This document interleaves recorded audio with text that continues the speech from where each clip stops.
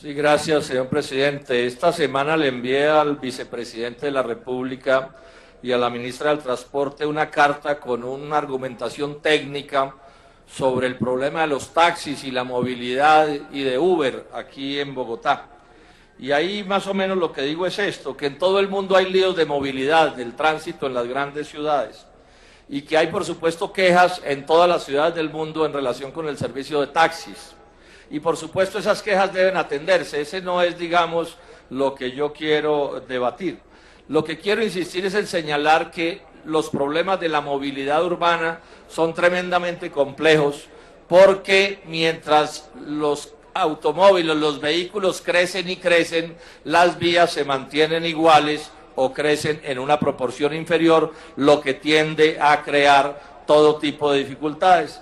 Y de ahí que todas las ciudades sean fuertemente reglamentadas, condicionadas, con normas de todo tipo, normas de tránsito, incluidas las normas que determinan quién puede ser y qué no puede ser un taxi en una ciudad cualquiera. Son tantas las limitaciones que en Colombia ya vamos en los famosos picos y placas como una manera de atender esa congestión. ¿Qué hacer es la pregunta? ¿Qué hacer frente al problema? Y entonces yo planteo unos cuantos criterios. La primera, no hay que satanizar a los taxistas. No se debe seguir presentando a los taxistas como unos indeseables porque no lo son. Hay una cifra que es elocuente. ¿Saben cuántas carreras se hacen al día en la ciudad de Bogotá por parte de los taxistas? 1.600.000 carreras. 1.600.000 carreras. Yo pregunto y le pregunto a los medios de comunicación, ¿cuántas de esas fallan? ¿La falla es lo determinante o por el contrario la buena atención es lo determinante? Ahora, ese trabajo de los taxistas hay que señalarlo, es un trabajo durísimo, que por supuesto afecta la calidad del servicio, muy mal pagos, cero garantías laborales, jornadas de 12 horas, calles llenas de huecos, un tránsito infernal y como si fuera poco, cada rato los asaltan y los asesinan. Luego, cualquier solución a este problema debe partir de una posición respetuosa frente a los taxistas e incluirlos en las soluciones que se vayan a tomar. Uno de los problemas de todas las ciudades es que hay taxis que se llaman piratas, taxis ilegales. ¿Qué es un taxi pirata? Un taxi pirata es aquel que o no tiene ningún permiso para funcionar como taxi, porque eso está reglamentado, o que se violan los permisos que sí tienen para ciertos aspectos de esas movilidades. El caso de Uber les representa con claridad. Los taxis blancos de Uber tienen parcialmente un permiso para operar, pero no como los pone a operar Uber. Y los taxis, los Uber X, son completamente legales, son taxis piratas por completo. Ahora, se cae de su peso que la piratería de los taxis, que el servicio de taxis pirata no deja de ser pirata porque una transnacional les introduzca tarjetas de crédito y conexiones para internet, porque es que la ilegalidad, la piratería consiste en que ejercen labores con carros particulares o taxis que no tienen las debidas autorizaciones de ley.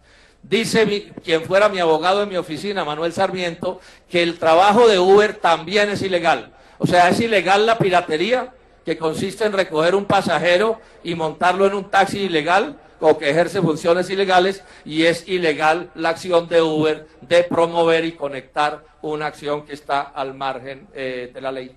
La actitud de Uber entonces es una actitud inamistosa con Colombia. Aquí no se puede aparecer un gringo a montar un negocio que se constituye sobre la base de violación de la ley. Pero además, señor presidente, hay otro punto que es clave. Uber le cobra a esos taxistas que explota el 20% del valor de cada carrera por simplemente conectar a un pasajero con un vehículo, en este caso un taxi. 20%, eso es una intermediación abusiva que no se tolera en ningún otro tipo de negocio del mundo. Uber además no paga impuestos directos en Colombia, solo paga impuestos donde tiene su casa matriz en Estados Unidos, porque esta es una empresa de propiedad del banco, de los banqueros de Goldman Sachs, y además exporta todas las utilidades que gana en Colombia. ¿Saben qué acaba de decir en el Financial Times el alcalde de Nueva York sobre el servicio de Uber? Porque en todo el mundo está este debate. Dice que Uber no le deja nada a Nueva York y que a él no le sorprendería que esa fuera una burbuja especulativa creada sobre la base de ejercer acciones ilegales, esto segundo lo digo yo, y calculada para hacer ganancia especulativa con esos servicios. Uber, por supuesto, señor presidente, voy concluyendo, le sirve a unos cuantos pasajeros que la toman, y yo eso no lo pongo en discusión, y yo entiendo que un pasajero quiera tener el mejor servicio que pueda tener, pero eso no se puede hacer de cualquier manera, porque también hay que tener en cuenta los intereses y los derechos de los demás. Si Uber se sale con la suya, pueden arruinarse los propietarios de 50.000 taxis en Bogotá y se amenaza el trabajo de 100.000 asalariados que hoy cumplen con funciones dentro de la legalidad que opera en el país.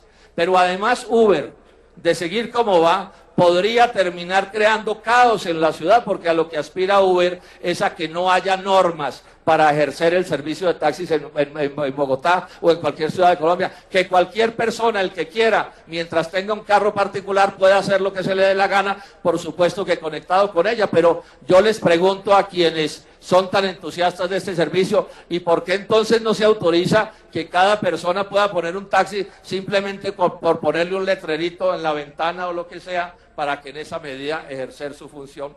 Esto es un debate, por supuesto, complejo, es un debate técnico, es un debate que contiene asuntos ideológicos, pero al final termino diciendo esto. Aquí hay que apuntar a resolver los problemas que existen, y nuestra propuesta para resolver los problemas que puedan existir y que existen en el servicio de taxis de la ciudad son 4 ideas.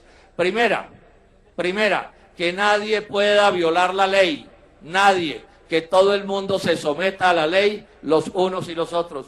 Segundo, que el Estado siga manteniendo el control sobre el servicio de taxis de la ciudad y sobre todas las formas de rodamiento de vehículos sobre las ciudades, porque otra cosa es avanzar en el camino del caos. Tercero, hay que mejorar el servicio de taxis y de buses y de todos los servicios que haya que mejorar en la ciudad. Por supuesto hay que tener en cuenta los intereses de los pasajeros, por supuesto que sí, y mejorar todas las cosas hasta donde sea posible, pero también hay que tener en cuenta los intereses y derechos de los propietarios de los taxis legales y de los conductores de los taxis legales. Y dentro de esto el gobierno tiene que actuar con toda la independencia que sea del caso, sin dejarse ni presionar ni someter por una transnacional que, repito, está promoviendo una acción ilegal en el servicio de taxis de Bogotá, una acción ilegal que se ha llamado desde siempre la piratería, o sea, el uso de utilizar vehículos como taxis que no tienen las respectivas autorizaciones de ley.